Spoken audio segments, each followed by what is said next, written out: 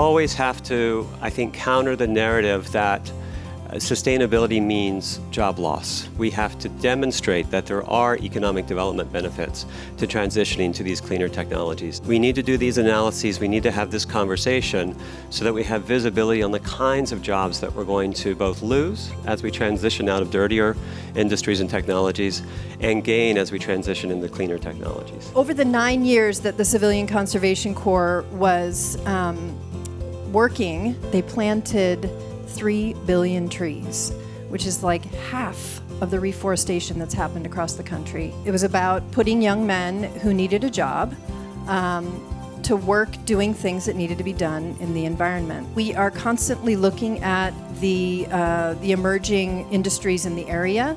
So transportation is a direct result of all of the work with Metro. Energy, we had a big, like we just heard, a big solar push for a little while, but our primary focus is getting these young people ready for jobs.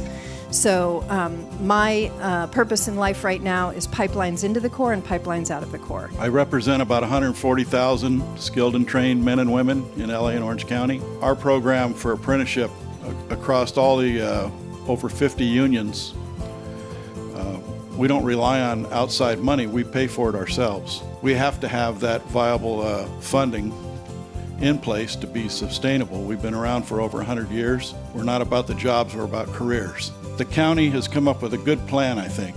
It's a sustainable plan like it says. We worked with the legislature in Sacramento to put those time frames in effect, and we wouldn't have worked with them if we didn't believe in them. The county purchases at least $5 billion of goods and services every year. We want to ensure that we are promoting climate resilient, GHG reducing social enterprises, and that we are promoting small business development. As a workforce development department, I've felt it's incumbent upon us to ensure that we're bringing people with an equity lens from the local community through our training programs and into these high road career pathways. Really, economic development for this county is about supporting good business growth with businesses that are providing career pathway, family sustaining jobs with benefits, and then making sure that we're elevating our workforce. What my team does at Lacey is focused on making sure that underrepresented groups are engaged at every clean tech stage, from ideation to workforce to deployment. Last month, we actually launched our very first cohort for our APC Fellowship.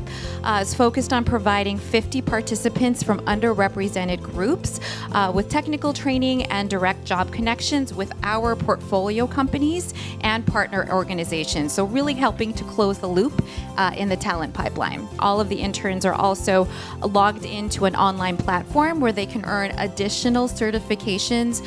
We certainly use a lot of economic modeling software to determine where we should direct our resources, and doing a deeper dive on our return on our investment for some of our training dollars that we're spending would be very useful. But I think wins are these direct partnerships where we know that we're training people for jobs that exist. It's not just necessarily about creating green jobs, it's making more jobs green. So tons of opportunity all around.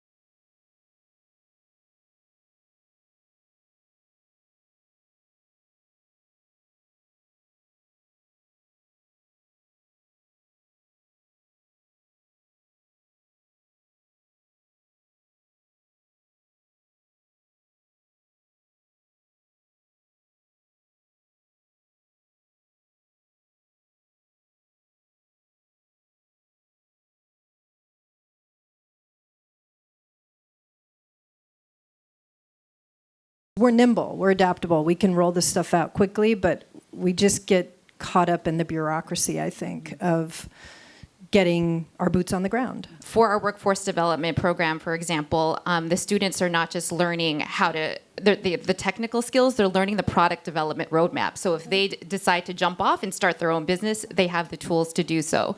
So trying to figure out how we don't just pigeonhole them into a box around workforce development, but really to empower them to be leaders and bosses in their own right. The community colleges are great at training, but they have to have a partnership with the building trades in order to have a project to place people on.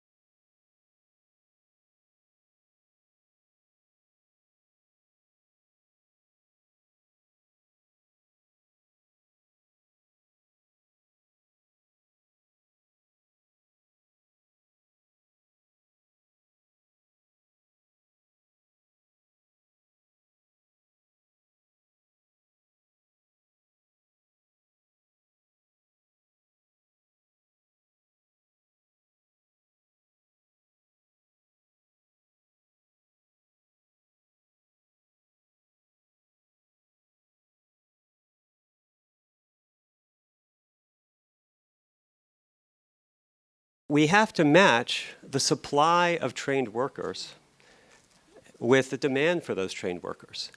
And that doesn't happen on its own. We have the opportunity in this panel to, I think, begin to ask the questions about are we synchronized in terms of our workforce commitments? How is state legislation going to be impacting our local training programs and our sustainability impacts?